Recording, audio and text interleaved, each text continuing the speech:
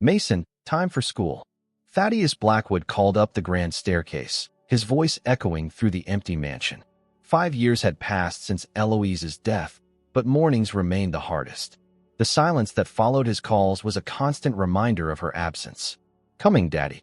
7-year-old Mason appeared at the top of the stairs, struggling with his backpack. His sandy blonde hair, so much like his mother's, fell across eyes that held the same haunting shade of amber that Thaddeus had fallen in love with 12 years ago. First day of second grade. Big day, champ. Thaddeus straightened his son's collar, fighting the wave of emotion that threatened to overwhelm him. Eloise should have been here for this. Mrs. Patterson says I'm gonna love Miss Winters. Mason bounced on his heels, excited despite having changed schools mid-year after an incident of bullying at his previous institution. The drive to Westmore Elementary was quiet, Mason staring out the window of the Bentley at the snow-covered Massachusetts landscape. Thaddeus checked his watch. A board meeting at Blackwood Tech in an hour. Westmore had been chosen specifically because it was close to both home and office, allowing him to maintain his promise to be present for his son despite the demands of running a billion-dollar tech empire. "Have a great day, buddy. Carlson will pick you up at 3. Thaddeus watched as Mason disappeared through the school doors, swallowed by the stream of children. The emptiness returned immediately, that void Eloise had left behind. 5 years, and it still felt like yesterday. The board meeting dragged on, discussions about the new quantum processor barely registering in Thaddeus's mind. His phone vibrated at 2:47 p.m. "Mr. Blackwood," Carlson's voice was strained. "Master Mason is requesting you personally. He's quite agitated." Thaddeus found Mason sitting alone in the school office, eyes wide, face pale. "What's wrong, buddy? First day that rough?" Mason looked up, tears streaming down his face, but there was something else: excitement, confusion. "Daddy," he whispered, "that teacher looks just like Mommy." The words hit Thaddeus like a physical blow. "What did you say?" "Miss Winters. She looks just like the pictures of Mommy. The same eyes, the same smile, even the way she laughs when someone says something funny." Mason grabbed his father's hand. "It's like Mommy came back as my teacher." Thaddeus felt the blood drain from his face. "Mason, that's not possible. Your mother is." "Mr. Blackwood?" A woman's voice called from behind.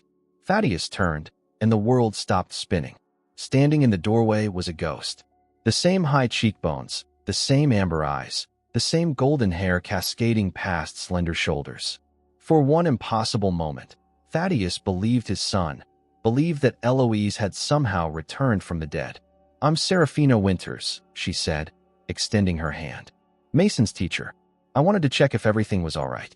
He became quite upset during story time. Thaddeus couldn't speak, couldn't move. The resemblance was beyond uncanny. It was impossible. This woman wasn't just similar to Eloise. She was identical, down to the small beauty mark just below her left ear. "Daddy, see? Doesn't she look like Mommy's pictures?" Mason tugged at his sleeve, oblivious to the shock paralyzing his father. Serafina's smile faltered, confusion clouding her features. "I'm sorry, is everything okay?" "Fine." Thaddeus managed, finding his voice at last.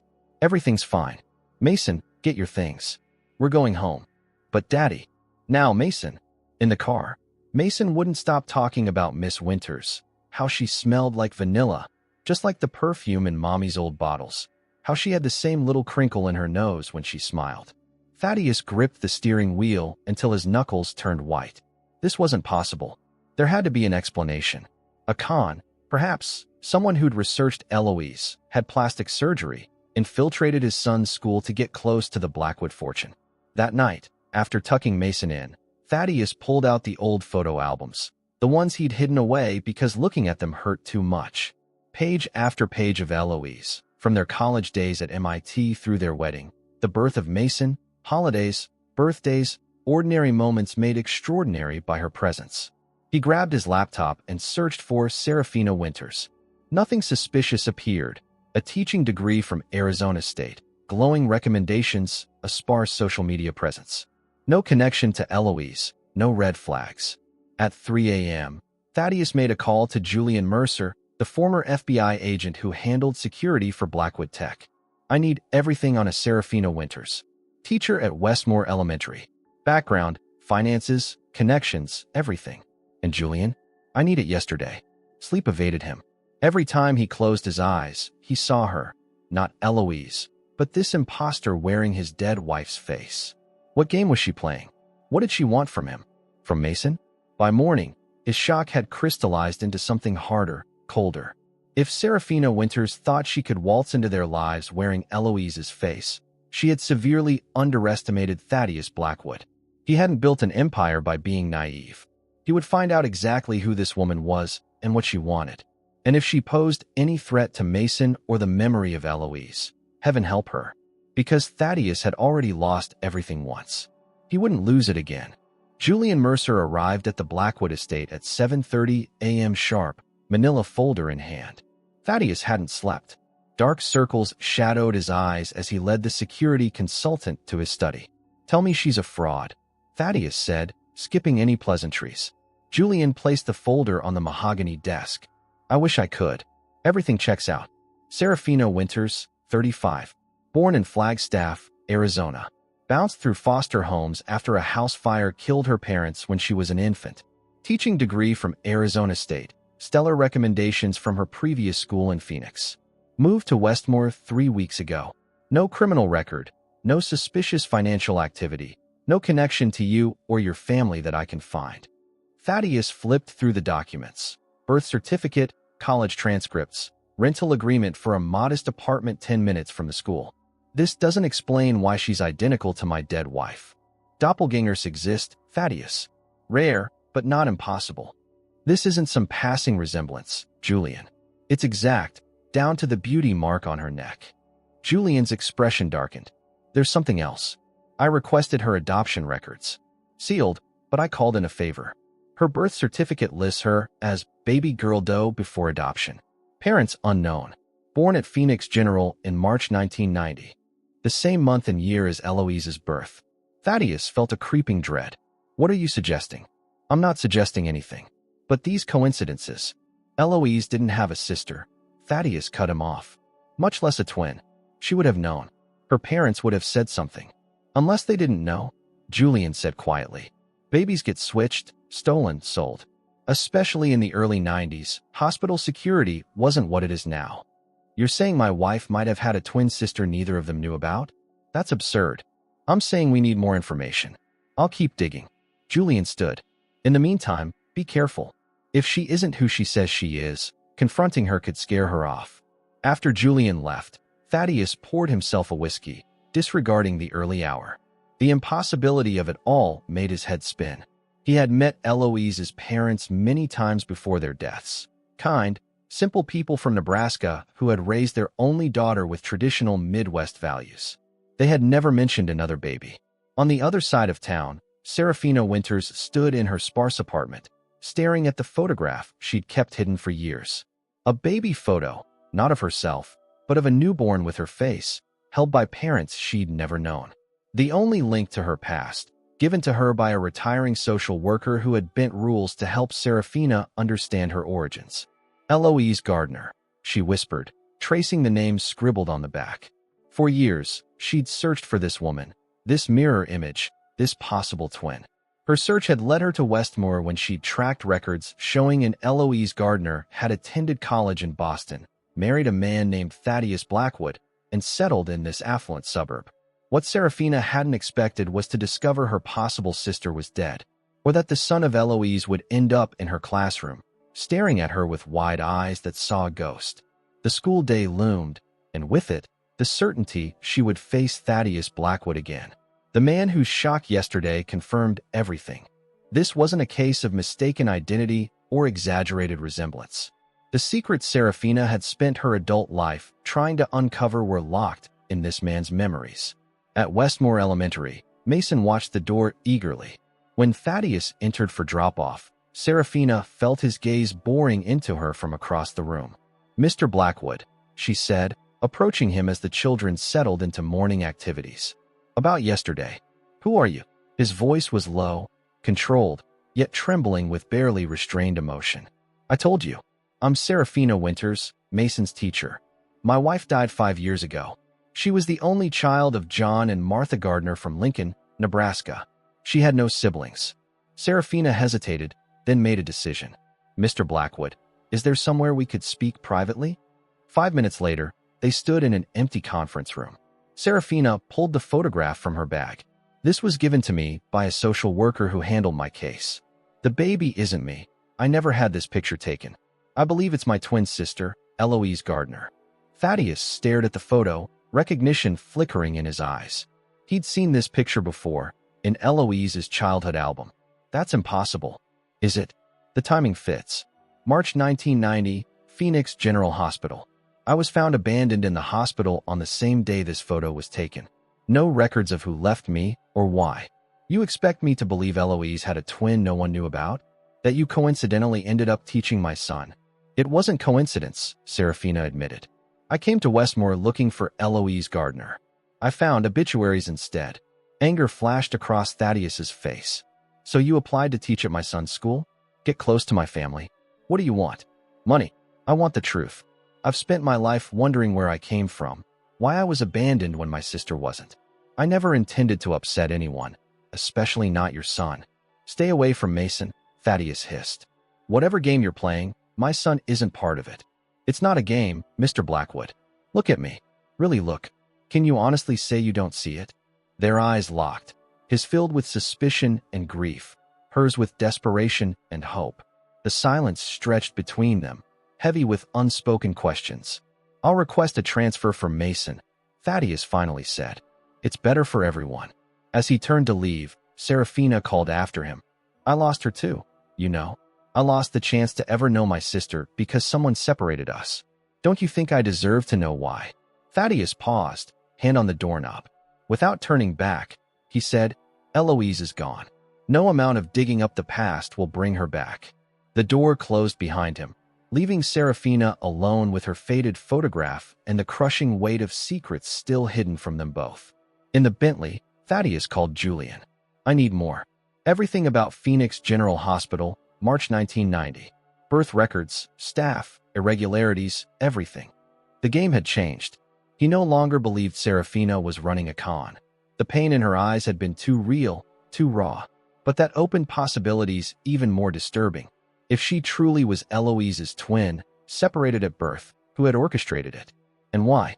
The ghost of his wife had returned, wearing the face of a stranger. And whether Serafina Winters was friend or foe, one thing was certain: nothing would ever be the same again. The Westmore Botanical Gardens stretched behind the elementary school, a quiet sanctuary few visitors knew about. Thaddeus stood among the winter-dormant roses, Julian's latest findings burning in his pocket. 3 days had passed since his confrontation with Serafina, 3 sleepless nights spent reassessing everything he thought he knew about his wife. Thank you for meeting me, he said as Serafina approached, her breath visible in the January chill. I was surprised you called. She wrapped her coat tighter. Mason's transfer went through yesterday. I assumed that was the end of it. Thaddeus pulled a folder from his briefcase. Phoenix General Hospital, March 15, 1990. Twin girls born to Martha and John Gardner of Lincoln, Nebraska, who were visiting relatives in Arizona. Baby A, Eloise Marie Gardner. Baby B, unnamed. Serafina's eyes widened. Twins? You found proof. The hospital records were altered. Someone paid to have all mentions of a second baby erased, but they missed the original delivery room log. A nurse named Patricia Wilkins recorded the birth of twins, and the attending physician's personal notes mentioned complications with the second baby, notes that never made it to the official record. So I really am her sister, Serafina whispered. But why would someone separate us? Why erase me? That's where it gets complicated. Thaddeus handed her another document. Martha Gardner suffered from severe postpartum psychosis after delivery. She was briefly institutionalized. During that time, John Gardner was told that one baby, you, didn't survive. He signed a death certificate for baby girl Gardner on March 17, 1990. But I didn't die. Serafina's voice cracked. Someone took me and left you at the same hospital 2 days later as an abandoned child. No identification, no connection to the Gardners. Serafina sank onto a nearby bench, the weight of revelation threatening to crush her. All these years, they didn't abandon me. They thought I was dead. Thaddeus sat beside her, maintaining distance yet unable to deny the pull he felt toward this woman with his wife's face. Patricia Wilkins, the delivery nurse. She disappeared 3 weeks after your birth. Resigned without notice, closed her bank accounts, vanished. Julian traced her to a small town in Oregon where she died in 2015. She took me, Serafina realized. But why? Money, most likely. John Gardner was from modest means, but Martha came from wealth. Their bank records show a substantial withdrawal the day before the nurse disappeared. They paid a ransom, Serafina said, connecting the dots. For a baby they were told was already dead. Someone played both sides. Told the Gardners you died, then demanded payment anyway, claiming they could make the scandal of your death disappear. Tears streamed down Serafina's face. And Eloise? Did she ever know about me? Thaddeus shook his head. She never mentioned a twin. Her parents must have protected her from that trauma. They died in a car accident when she was 20, the same year I met her at MIT. My whole life has been a lie, Serafina whispered. Everything I thought about my origins. I know the feeling, Thaddeus said quietly. Finding out the woman I loved had secrets I never knew about. Their eyes met, understanding passing between them. Both victims of the same deception, their lives forever altered by decisions made decades ago. What happens now? Serafina asked. Before Thaddeus could answer, a small voice called out. Miss Winters. Daddy. Mason ran toward them, followed by a harried-looking Vincent Hargrove, Thaddeus's business partner and Mason's godfather, who'd been watching him for the afternoon. Sorry, Thad, Vincent said, slightly out of breath. The boy spotted you through the garden fence and took off running. I couldn't stop him. Mason threw himself at Serafina, wrapping his arms around her waist. I miss you. My new teacher doesn't do the funny voices during story time. Serafina froze, looking helplessly at Thaddeus, uncertain how to respond. Vincent's gaze darted between Thaddeus and Serafina, his expression darkening as he took in her appearance. My God, he whispered. The resemblance is uncanny. Vincent, take Mason to the car, Thaddeus said firmly. I'll be there in a minute. But Daddy, now Mason. Vincent led a protesting Mason away, glancing back with undisguised suspicion. Your friend doesn't approve, Serafina observed. Vincent was close to Eloise too. Her death hit him almost as hard as it hit me. Thaddeus straightened his tie, a nervous habit. Mason clearly hasn't adjusted to the transfer. Serafina reached into her purse and withdrew a small object, a silver locket on a delicate chain. There's one more thing you should know. This was with me when I was found at the hospital. Inside is a photo I've never been able to identify. She opened the locket, revealing a tiny picture of a woman holding 2 infants. The photo was aged, the woman's face barely visible, but the inscription inside was clear. To my daughters, forever connected. Thaddeus took the locket, recognition flashing in his eyes. This inscription, Eloise had the same words engraved on her wedding band. She said it was a family saying, something her mother always told her. Then this woman might be our mother, Serafina said. The only piece of her I've ever had. Thaddeus closed the locket, his hand trembling slightly as he returned it. Their fingers brushed, and he pulled back as if burned. I need time to process all this, he said. For Mason's sake. Serafina nodded. I understand. But Thaddeus, I'm not going anywhere. I've spent my life searching for answers. Now that I'm close, I can't walk away. I wouldn't expect you to, he replied. Just give us space. As he walked away, Serafina called after him. She was loved, wasn't she? Eloise, she had a good life? Thaddeus stopped, not turning around. The best I could give her. It still wasn't enough to save her. In the car, Mason bounced with excitement, peppering his father with questions about Miss Winters. Vincent remained unusually silent, his knuckles white on the steering wheel. She looks so much like Mom, Mason said. Is that why you were talking to her? Because she reminds you of Mom. It's complicated, buddy, Thaddeus replied, aware of Vincent's increasingly tense posture. Later, after Mason was in bed, Vincent confronted Thaddeus in his study. Have you lost your mind? Meeting with that woman, letting Mason see you with her? What are you thinking? She's Eloise's twin sister, Vince. Separated at birth. DNA confirmed it. Vincent's face paled. That's impossible. The evidence is irrefutable. Julian verified everything. So what? She shows up with some sob story and a convenient resemblance. and you're just going to welcome her into your lives? After 5 years of grief, you're ready to replace Eloise with her carbon copy. Thaddeus slammed his glass down. I'm not replacing anyone. But Mason deserves to know his family, all of it. And Serafina deserves answers about her past. And what about Eloise? Vincent demanded, his voice rising. What about honoring her memory? Do you think she'd want some stranger stepping into her shoes, playing mother to her son? That's not what's happening, isn't it? Vincent's eyes narrowed. I saw how you looked at her, Thad. The same way you used to look at Eloise. The accusation hung between them, too close to a truth Thaddeus wasn't ready to acknowledge. He had felt something, a pull, a connection he couldn't explain and wasn't sure he wanted to.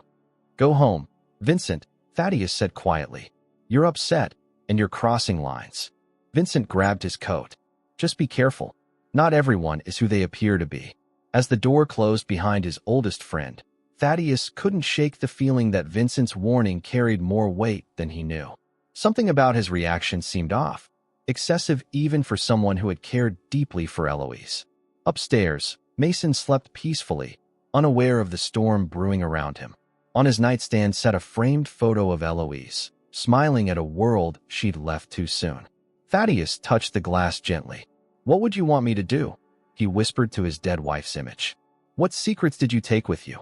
Only silence answered, leaving Thaddeus alone with questions that multiplied with each revelation, and the unsettling realization that his heart was awakening from a 5-year slumber, drawn to a woman who wore his wife's face but wasn't her.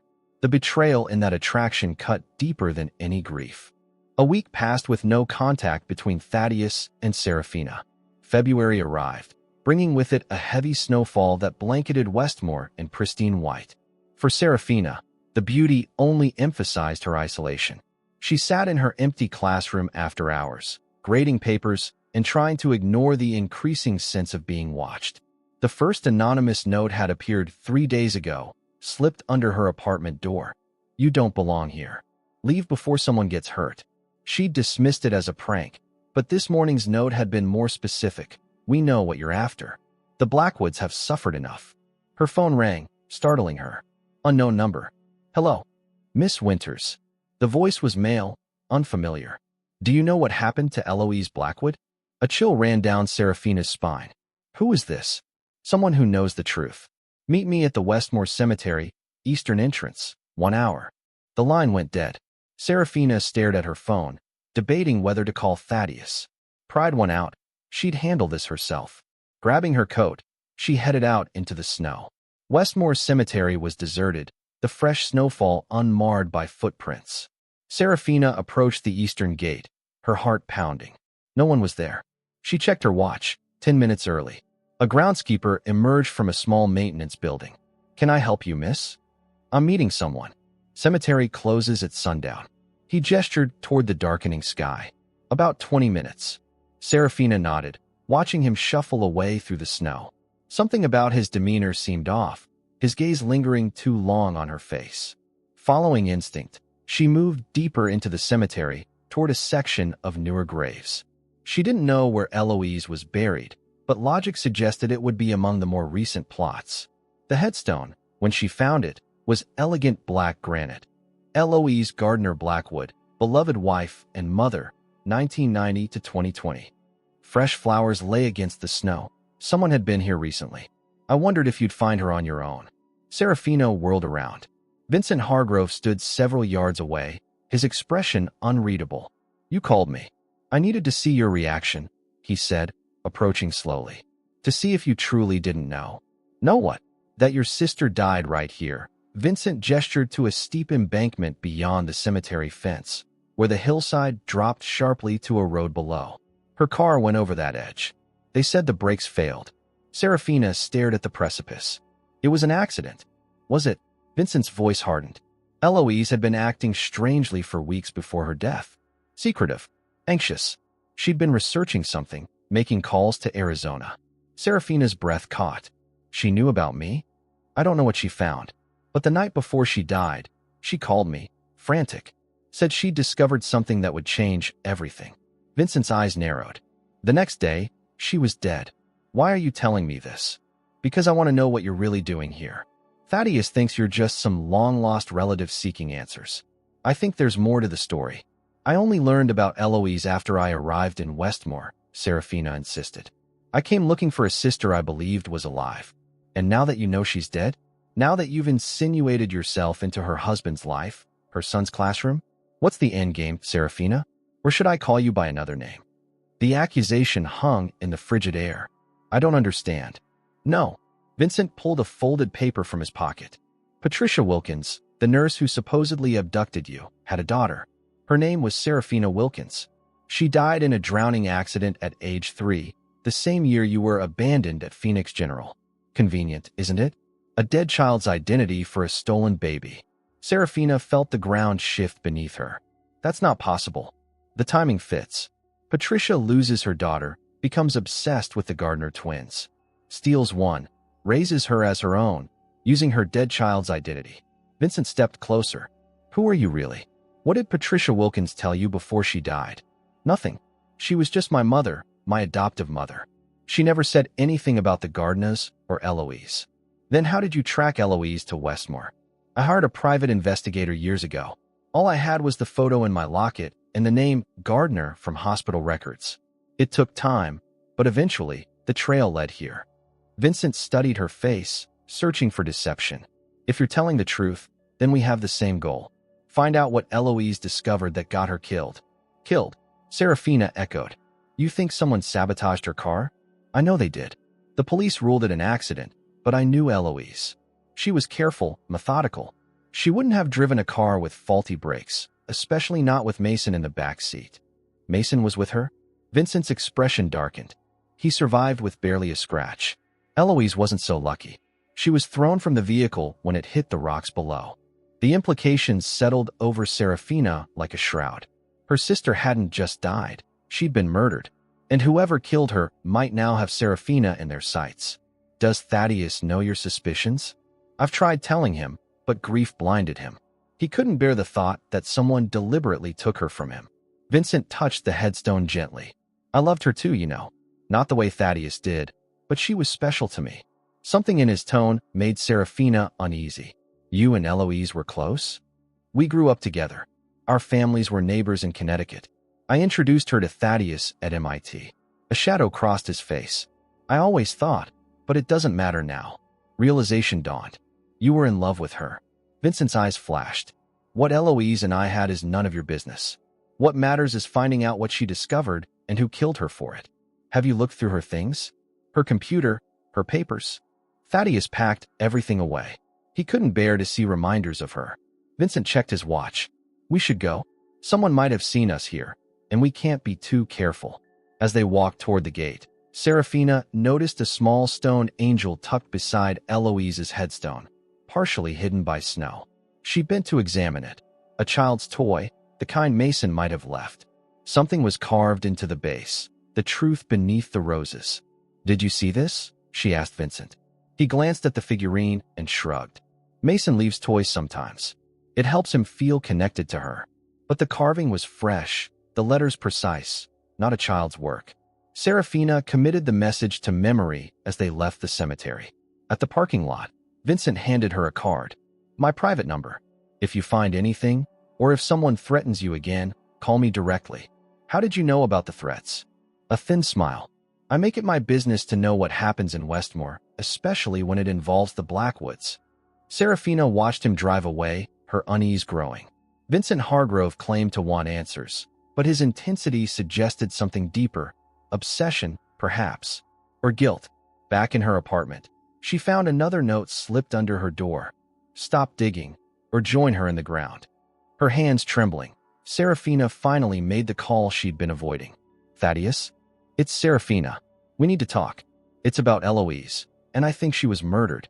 As she spoke, she didn't notice the figure watching from across the street, disappearing into shadows when she glanced toward the window. Whoever had killed Eloise Gardner Blackwood was still in Westmore, and they were watching her every move. Thaddeus's study was a fortress of mahogany and leather, walls lined with books he hadn't touched in years. Rain lashed against the windows, the February storm having turned from snow to a frigid downpour. Serafina sat across from him, her revelation hanging in the air between them. Murder, Thaddeus repeated, the word hollow. You believe Vincent's theory that someone killed Eloise. Not just Vincent's theory. I found this. Serafina placed a manila envelope on the desk. After I called you, I went through the records my investigator gathered. There was an insurance investigation after the accident. The brake lines in Eloise's car had been cleanly cut, not worn through, not damaged by debris. Cut. Thaddeus examined the report with trembling hands. The police never mentioned this. According to these notes, the investigator was ready to file a suspicious death report when the case was suddenly closed. Someone paid off the insurance company. That's absurd. I never. Not you, Serafina interrupted. The payment came from an offshore account. Someone wanted this buried. Thaddeus sank back in his chair, the weight of 5 years of acceptance crumbling beneath this new reality. Why would someone want to kill Eloise? Vincent mentioned she'd been researching something in Arizona before her death, something that frightened her. She never said anything to me about Arizona, Thaddeus said, but doubt crept into his voice. Although the last few weeks, she was distant, distracted. I assumed it was work stress. I need to see her things, Thaddeus. Her computer, her papers, anything that might reveal what she discovered. Pain flashed across his face. I packed everything away after she died. It's all in the attic, untouched. Mason is staying at a friend's tonight, right? This is the perfect time. Reluctance battled with the need for truth in Thaddeus's eyes. Finally, he nodded. Follow me. The attic was organized with the same precision Thaddeus applied to his business, labeled boxes stacked neatly along the walls. He led Serafina to a section cordoned off by a sheet. Behind it stood a recreation of Eloise's home office. Her desk, her bookshelves, even her chair, all preserved like a museum exhibit. I couldn't bring myself to dismantle it, Thaddeus admitted. Mason comes up here sometimes, just to feel close to her. Serafina approached the desk reverently, aware she was touching the last things her sister had touched. Her computer? Thaddeus retrieved a laptop from a drawer. Password protected. I never tried to break in. It felt too invasive. Do you know what it might be? Something personal, meaningful? He thought for a moment. Try Mason James 0517, our son's name and birth date. She used variations of that for everything. Serafina typed it in. Access denied. She tried several variations, each failing. What about something from her childhood? A pet's name, a favorite place? Thaddeus shook his head. She rarely talked about her childhood. Said it was too ordinary to be interesting. Or too painful to remember, Serafina mused. If she'd sensed something was wrong, felt that missing piece.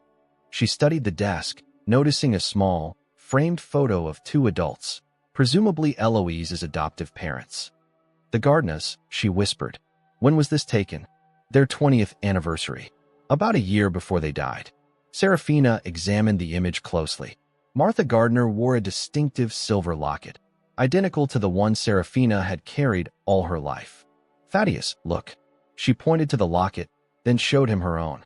How did Eloise's mother have the same locket? Thaddeus stared at the matching pieces. That's impossible unless she knew, Serafina finished. Martha Gardner knew about me. With renewed determination, Serafina tried a new password. Twin daughters 0315. Twin daughters, their birth date. The laptop hummed to life. She knew, Thaddeus whispered. All this time, Eloise knew she had a twin. Serafina navigated through files quickly, finding a folder labeled simply Phoenix. Inside were birth records, hospital staff lists, and dozens of emails to adoption agencies. The last document was dated 3 days before Eloise's death, a response from Patricia Wilkins's attorney. She found her, Serafina breathed. Eloise tracked down Patricia Wilkins and was arranging to meet her. She must have learned about me. But why wouldn't she tell me? Thaddeus's voice cracked. We shared everything. Maybe she wasn't sure yet. Wanted confirmation before getting your hopes up. Serafina clicked on another folder labeled Trust. Inside was a single document. Eloise's will, modified the day before her death. Thaddeus leaned closer. I've seen her will. This isn't it. It's an amendment, Serafina realized. She created a trust fund for my sister, Serafina Wilkins, and any child she may have. She was making provisions for me. She found you, Thaddeus said softly. And someone killed her before she could tell anyone. The implication settled between them like a physical presence. Someone close to them, someone who knew about Eloise's research, had silenced her permanently. "Vincent," Thaddeus said suddenly. "He's been acting strangely since you arrived. And he had access to everything. Our home, our cars. But why would he kill Eloise? He claimed to love her. Maybe that's why." Vincent always had feelings for Eloise, even after we married. If she rejected him, a crash from downstairs interrupted them. Thaddeus froze, listening. "No one should be here. Mrs. Abernathy has Sundays off." They crept downstairs cautiously. The source of the noise became apparent. The French doors to the garden stood open, rain and wind whipping the curtains. On the marble floor lay a shattered photo frame, Eloise's smiling face visible among the broken glass. "Someone's been here," Thaddeus whispered, moving to close the doors. As he reached for the handle, a glint of metal caught Serafina's eye. "Thaddeus, wait." Too late. His hand brushed a nearly invisible wire stretched across the doorway. A soft click sounded from above. Serafina lunged forward, pushing Thaddeus aside as something heavy crashed down, missing him by inches. A garden statue, an angel identical to the one at Eloise's grave, lay shattered where he had stood moments before. Carved into its base were the same words, "The truth beneath the roses." Thaddeus stared at the broken sculpture, face pale. "Someone just tried to kill me." "Not someone. The same person who killed Eloise." Serafina examined the wire trap. "This was professionally set. We need to call the police." "No," Thaddeus said firmly. "If the killer could cover up evidence of Eloise's murder, they could have connections in the department. We need to handle this ourselves." "What about Mason? He could be in danger. He's at his friend Tyler's house for the night. I'll call and make sure he stays there another day." Thaddeus paced, mind racing. "We need to understand what beneath the roses means. It's clearly significant." Serafina's eyes widened with sudden recognition. "The garden. Eloise maintained a rose garden, didn't she? I saw it in photos in Mason's classroom. East side of the property. She spent hours there." Thaddeus grabbed a flashlight. "Let's go." The rain had intensified, soaking them as they made their way to the rose garden. Dormant bushes formed skeletal shadows in the beam of the flashlight. At the center stood a stone bench beneath a trellis. "There." Serafina pointed to a section where the ground appeared disturbed, fresher than the surrounding soil. Thaddeus fell to his knees, digging with his bare hands. 6 inches down, his fingers struck something solid, a waterproof document case. Inside was a USB drive and a handwritten note in flowing script. "If you're reading this, I'm probably dead. The truth has a cost, but our daughters deserve to know. The fire wasn't an accident. Nothing was. Trust no one who knew me before I met you. I love you, T. I'm sorry I kept this from you. E." Thaddeus stared at the note, rain mingling with tears on his face. She knew she was in danger. They returned to the house, locking doors and windows. In Thaddeus's study, they plugged in the USB drive. It contained a single video file, Eloise, recording herself the night before she died. Her face, so identical to Serafina's that it felt like looking in a mirror, appeared on screen, pale and determined. "Thaddeus, if you're watching this, my suspicions were correct. The fire that supposedly killed my birth parents was staged. They didn't die, they were forced to disappear. Martha and John Gardner were paid to take me and raise me as their own, never telling me about my twin sister who was given to Patricia Wilkins." Eloise looked directly into the camera, her eyes filled with tears. "I found them, Thaddeus. My real parents are alive, living under assumed names in Canada. I've arranged to meet them tomorrow. They have proof that Vincent's father orchestrated everything. The fire, the separations, all of it. The Hargroves wanted control of my family's patents, and my parents stood in their way. Vincent knows everything. He always has." The video ended abruptly. Serafina and Thaddeus sat in stunned silence. "Vincent," Thaddeus finally said, cold fury in his voice. "He killed Eloise to protect his family secret. And now he's trying to kill us. But why now? Why wait 5 years?" The answer came in a flash of clarity. "Because you arrived. The twins' appearance threatened to expose everything. That's why he tried to turn me against you. Why he's been watching your apartment." Thaddeus reached for his phone. "We need to get Mason. If Vincent realizes we know." The phone rang in his hand. Vincent's name appeared on the screen. Thaddeus answered on speaker. "Thaddeus." Vincent's voice was eerily calm. I was just checking on how you're holding up with the storm. Is Mason with you? He's at Tyler's for a sleepover, Thaddeus replied, fighting to keep his voice steady. No, he's not, Vincent said softly. Tyler's mother called me when you didn't answer. The boys had a fight, and Mason asked to come home. Don't worry, old friend. I picked him up. He's safe with his uncle Vincent. The line went dead. Thaddeus and Serafina looked at each other in horror. Vincent had Mason. He has Mason. Thaddeus's voice broke as panic seized him. His phone rang again. Julian Mercer. Where are you? Julian demanded without preamble. My house. Vincent has Mason. I know. I've been tracking his car through the company's GPS system. He's heading toward the mountain pass where Eloise died. Serafina grabbed her coat. Can you intercept him?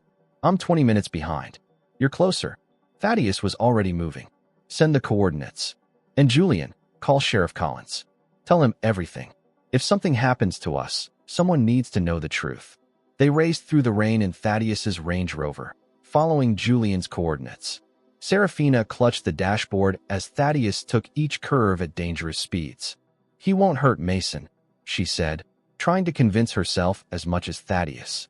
He's using him as bait. He wants us. Vincent's father died last month, Thaddeus said, realization dawning. The timing of your arrival.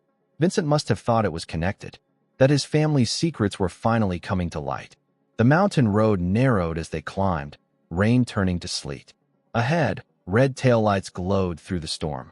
Vincent's Mercedes, parked at the exact spot where Eloise had gone over the edge 5 years earlier. Thaddeus stopped 30 yards away. Stay in the car. Not a chance. Serafina opened her door. Mason knows me. He trusts me. They approached cautiously. Vincent stood at the guardrail. Mason clutched against him. The boy's eyes were wide with fear, but he seemed unharmed. Daddy, he cried out, struggling against Vincent's grip. Let him go, Vincent, Thaddeus called over the howling wind. This is between us. Vincent's laugh was hollow. It was never between us, Thad.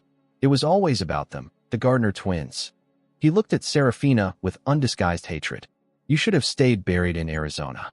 You killed my sister, Serafina said, inching closer. Your family stole our lives.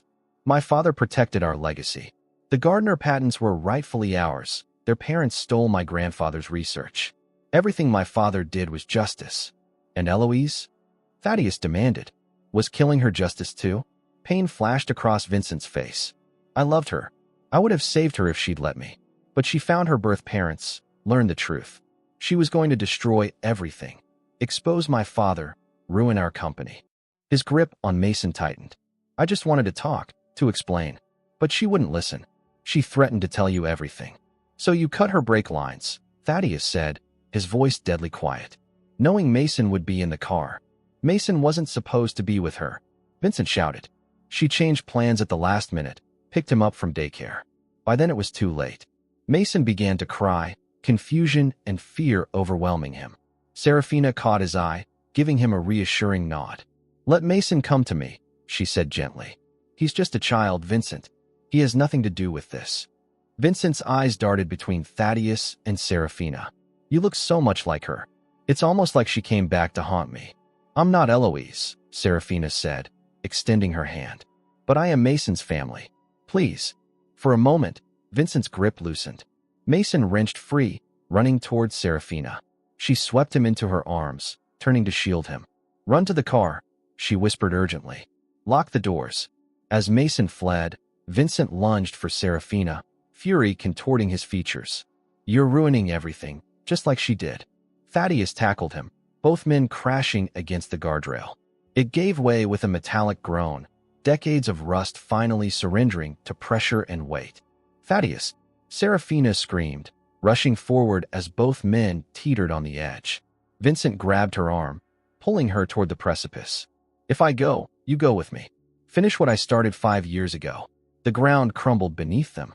Serafina felt herself falling, Thaddeus's hand closing around her wrist at the last second.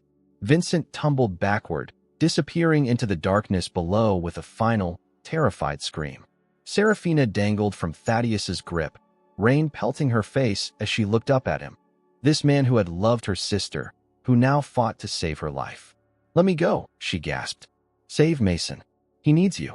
I'm not losing you too, Thaddeus grunted, straining to pull her up. Behind him, Mason appeared, his small face determined through tears. Hang on, Miss Winters, he called. Daddy's really strong. He won't let you fall. With a final surge of strength, Thaddeus pulled Serafina to safety. The three collapsed on the wet asphalt, holding each other as sirens wailed in the distance. Sheriff Collins found them huddled in Thaddeus's Range Rover, Mason asleep between Thaddeus and Serafina, exhausted from terror and tears. Vincent, Thaddeus asked quietly. The sheriff shook his head. Search and rescue is looking, but in this weather, with that drop, don't count on finding him alive. Serafina gazed down at Mason's sleeping face, so peaceful despite the night's horrors. What happens now? Thaddeus took her hand, their fingers intertwining naturally, as if they'd done this 1,000 times before. We tell him the truth. About Eloise, about you. About his family. For the first time since arriving in Westmore, Serafina felt the weight of secrets lifting. The truth had nearly destroyed them all, but in its wake lay the possibility of healing, and perhaps, someday, happiness. 3 days passed in a blur of police statements, hospital visits, and hushed conversations. Mason remained remarkably resilient, accepting the simplified version of events Thaddeus had carefully crafted. Uncle Vincent had done bad things and wouldn't be coming back. The full truth could wait until he was older. Serafina sat in the hospital waiting room while doctors completed Mason's final checkup. Despite his outward bravery, they worried about emotional trauma. She leafed through a children's magazine, exhaustion etched in her face. He's asking for you. She looked up to find Thaddeus standing before her, dark circles beneath his eyes matching her own. Neither had slept properly since that night on the mountain. Is he okay? Physically, yes. Emotionally, Thaddeus sighed. He keeps saying he needs to tell you something important. They walked together to Mason's room. The boy sat cross-legged on the bed, clutching a stuffed dinosaur Julian had brought him. His face brightened when he saw Serafina. Miss Winters, you came. Of course I did. She sat beside him, smoothing his rumpled hair. Your dad says you wanted to tell me something. Mason's expression grew serious. When Uncle Vincent picked me up, he was acting weird. He kept asking about you and Daddy, if you were at our house. I pretended I was sleepy, so he'd stop asking questions. Thaddeus and Serafina exchanged glances. Mason had been more aware than they'd realized. That was very smart of you, Thaddeus said, sitting on Mason's other side. Uncle Vincent took me to his house first. He made a phone call and said, they found it. We need to finish this tonight. Then he told me we were going for a drive to meet Daddy. Mason's lower lip trembled. I knew something was wrong because he put my booster seat in the front, not the back like you always say is safer. Serafina squeezed his hand. You were very brave. Uncle Vincent said you look like Mommy because you're her sister. Is that true? The directness of the question caught them off guard. Thaddeus nodded slowly. Yes, buddy. Miss Winters is your mom's twin sister, your aunt. They were separated when they were babies, so they never knew each other. Mason studied Serafina's face with solemn intensity. That's why you feel familiar. Even before I saw you, when you were just reading to us, your voice felt like a memory. Tears welled in Serafina's eyes. This child had recognized the connection before any of them had understood it. I wish I could have known your mom, she whispered. Me too, Mason said softly. Daddy, can Miss Winters stay with us? I don't want her to go away like Mommy did. The question hung in the air, loaded with implications neither adult was prepared to address. Before Thaddeus could respond, Detective Evans appeared in the doorway. Mr. Blackwood, we've completed our preliminary search of the ravine. There's something you should know. In the hallway, Evans spoke in hushed tones. We've found no body. Given the terrain and weather conditions, that's not unusual. Victims can be carried downstream for miles. But we did find blood on the rocks, along with this. He held up an evidence bag containing a torn piece of fabric. From Vincent Hargrove's coat. The blood type matches his. With the height of the fall and the rocks below, survival would be nearly impossible. We'll continue searching, but... You believe he's dead, Thaddeus finished. Evans nodded grimly. The forensic evidence at your home corroborates your statements about the trap. Between that and the evidence recovered from Vincent's apartment linking him to Eloise's death, we're confident in charging him posthumously. After the detective left, Thaddeus returned to find Serafina reading to Mason, her voice gentle as she brought the story to life. For the first time in 5 years, his home felt warm again, not healed, not whole, but no longer frozen in grief. Later, as Mason finally drifted to sleep, they stood together at his bedside. "He wants you to stay," Thaddeus said quietly. "What do you want?" Serafina asked, meeting his gaze directly. Thaddeus took her hand, the gesture tentative yet deliberate. "I want to know who you are, not as Eloise's twin, not as Mason's aunt, but as yourself. I want time." "Time," she repeated, understanding dawning. "Not rushing into something because of grief or resemblance or shared trauma." He nodded. "Exactly. Mason needs stability. We all do. But I can't offer you half of myself while still mourning Eloise." "I would never want that," Serafina assured him. "I have my own healing to do, my own identity to understand now that I know the truth." Outside the window, the first light of dawn broke over the mountains where tragedy had struck twice, once taking a life, once sparing three. Whatever lay ahead, they would face it in the light. No more secrets lurking in shadows. "Stay," Thaddeus said simply. "Not with us, but near us. Let's see where this leads." Serafina smiled, a gesture so achingly familiar, yet entirely her own. "I'm not going anywhere. I just found my family. I'm not letting go now." As they left Mason's room, neither noticed the small red light blinking on the hospital room's landline phone. One missed call from a number with no caller ID. A calling card from a ghost not yet ready to be buried. 6 months passed, bringing summer's warmth to Westmore. The Blackwood mansion had transformed from a mausoleum of grief to a home filled with tentative laughter. In the garden, once dormant roses now bloomed in vibrant profusion, tended by new hands. Serafina had rented a cottage in town, close enough to visit regularly, but maintaining the distance both she and Thaddeus had agreed was necessary. She'd returned to teaching, though at a different school. Too many questions surrounded her brief tenure at Westmore Elementary. Mason visited every weekend, their bond growing as naturally as the flowers in the garden. On this particular evening, the garden hosted a small gathering. Julian and his wife, Mrs. Abernathy, Sheriff Collins and his family, and Mason's closest friends. White lanterns hung from tree branches, casting a gentle glow as twilight descended. "They're late," Thaddeus murmured, checking his watch for the third time in 10 minutes. Julian patted his shoulder. "Relax. Women are always fashionably late for these things." Thaddeus adjusted his tie nervously. 6 months had changed him. The hard edges of grief softened, the perpetual shadow in his eyes replaced by something cautiously hopeful. He and Serafina had moved slowly, deliberately, both aware of the complexities surrounding their connection. It hadn't been easy. There were moments when he'd look at her and see Eloise, moments when guilt would crush him for feeling anything beyond grief. There were nights Mason would cry out from nightmares about Uncle Vincent and the cliff. There were uncomfortable questions from Westmore's elite about the scandal surrounding Vincent's disappearance and presumed death. But there had also been healing. Meeting Eloise and Serafina's birth parents, Howard and Margaret Thornfield, had brought closure. They'd explained how Vincent's father had threatened their lives after a patent dispute, forcing them to fake their deaths and flee, believing their daughters had died in the staged fire. Learning that Eloise had found them just before her murder had been both heartbreaking and vindicating. Sheriff Collins approached, glass in hand. "No sign of Vincent's body after all this time. The case is officially closed, death by misadventure." The evidence from his apartment was conclusive about Eloise's murder. "Good," Thaddeus said firmly. "Mason needs this chapter closed." A car pulled into the driveway, headlights sweeping across the garden. Thaddeus straightened as Serafina emerged, resplendent in a simple blue dress, her golden hair swept up elegantly.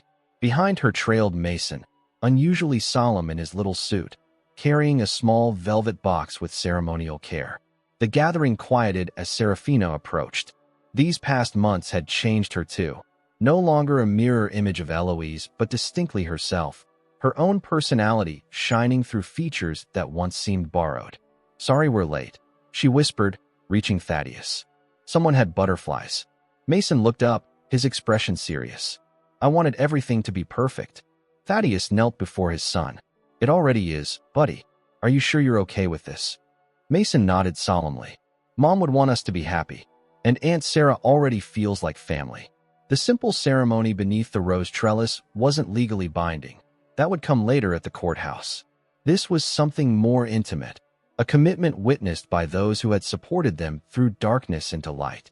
As they exchanged simple promises, Mason stepped forward with the rings, his mother's wedding band, resized for Serafina, and a new one for Thaddeus. Tears and smiles mingled as he placed them solemnly in their hands. "With this ring," Thaddeus said, his voice steady as he slipped the band onto Serafina's finger, "I promise to cherish you for who you are, not for who you resemble. To build a future without forgetting the past. To love you, Serafina Winters, with all that I am and all that I have yet to become." Serafina's voice trembled slightly as she returned the gesture. "With this ring, I promise to honor the family we've found in each other. To cherish Mason as my own. To stand beside you through whatever storms may come. To love you, Thaddeus Blackwood, not as a replacement for what was lost, but as the beginning of something new." As they sealed their promises with a kiss, Mason wrapped his arms around them both. The small crowd applauded, their celebration a testament to resilience and hope. Later, as music played and guests mingled, Thaddeus found Serafina near the rose garden, gazing at the stars emerging in the darkening sky. "Any regrets?" he asked softly. She turned, moonlight illuminating her face. "Only that Eloise can't be here. That she'll never know her birth parents, never see Mason grow up." She touched the locket around her neck, the twin to the one buried with Eloise. "But I feel her sometimes, especially here among her roses. I think she'd approve. I know she would." Thaddeus drew her close. "You gave us back our lives, Serafina. You helped me remember how to live instead of just existing." From across the garden, Mason waved excitedly, beckoning them to join the dance that had started on the patio. Hand in hand, they moved toward him, toward the light and music. Neither noticed the figure watching from beyond the garden wall, face obscured by shadows. Vincent Hargrove, battered, scarred, but very much alive, observed the celebration with cold calculation. 6 months of hiding, recovering, planning his revenge. Tonight was not the night. Too many witnesses, too much security. But soon, the Blackwoods had found their happy ending. Vincent would ensure it was merely an intermission before the final act. But for now, within the garden's boundary, love bloomed as persistently as the roses, fragile yet resilient, thorned but beautiful. Thaddeus and Serafina danced beneath the stars, Mason between them, 3 souls bound by loss and found in love, writing the beginning of their story rather than the end. In the language of flowers, roses symbolized not just love but rebirth. And in the garden once tended by Eloise, life had begun anew. Different, unexpected, but no less precious for the pain that preceded it. The truth beneath the roses had nearly destroyed them all. But from those same blood-nourished roots, something beautiful had grown. 2 years later, on a crisp autumn morning, Mason Blackwood raced through the halls of Westmore Academy, his backpack bouncing against his spine. At 9, he'd grown taller, his face losing its childish roundness but maintaining the amber eyes that connected him to both his mother and his aunt. "Slow down, Tornado," Serafina called after him, one hand resting on her swollen belly as she navigated the school corridor. At 7 months pregnant, she'd taken leave from teaching, but today was special, Mason's science fair presentation. Thaddeus waited by the gymnasium doors, checking his watch. "There are my 2 favorite people," he said, bending to kiss Serafina's cheek while ruffling Mason's hair. "And the littlest Blackwood," he added, placing his palm against her stomach just as their daughter kicked. "She knows her daddy's voice," Serafina smiled, covering his hand with hers. Inside, Mason proudly led them to his display, Genetic Inheritance, the Science of Family Resemblance. Photos of Eloise and Serafina featured prominently, alongside Mason's own face and a sonogram of his unborn sister. The project had been his way of processing their unique family story, transforming trauma into understanding. As Mason explained dominant and recessive traits to the judges, a security alert chimed on Thaddeus's phone. Julian's protocols remained in place, especially after what had happened 6 months ago. Vincent had resurfaced in Montreal, approaching Howard and Margaret Thornfield with threats. Julian's security team had intervened, but Vincent escaped again. The FBI had joined the manhunt, freezing Vincent's hidden accounts and monitoring borders. The last credible sighting had placed him in South America. Thaddeus squeezed Seraphina's hand reassuringly. They'd made a pact not to live in fear, to build their life despite lingering shadows. After Mason's presentation, which won second place, they celebrated at his favorite pizzeria. Among the laughter and pepperoni, Mason suddenly grew serious. "Dad, if something happens to me, will you find someone else to love, like you found Aunt Sarah after Mom died?" The innocent question silenced the table. Thaddeus met his son's gaze steadily. "Nothing is going to happen to you, buddy. We'll protect you always." "But if it did," Mason persisted, "I'd want you to be happy." Seraphina reached across the table, taking Mason's small hand. "Your mom will always be part of our family. The love your dad and I have doesn't replace what they shared. It grew from it, like one of her roses blooming from the same roots." Mason considered this, then nodded. "I'm going to tell my sister all about Mom when she's born, so she'll know both her moms." That night, as Mason slept and Thaddeus held Seraphina close, they whispered about the future, names for their daughter, summer vacation plans, ordinary dreams that once seemed impossible. "Do you ever wonder if it will ever truly be over?" Seraphina murmured, thinking of Vincent lurking somewhere in the world. Thaddeus kissed her forehead. "It's already over. He lost the moment we refused to let fear rule us." Outside their window, the garden slumbered under autumn's first frost, roses dormant but alive, waiting for spring's renewal. Like the flowers, the Blackwood family had weathered seasons of devastating cold only to emerge stronger, more vibrant, impossibly resilient. Whatever shadows lingered, they faced them together in the light.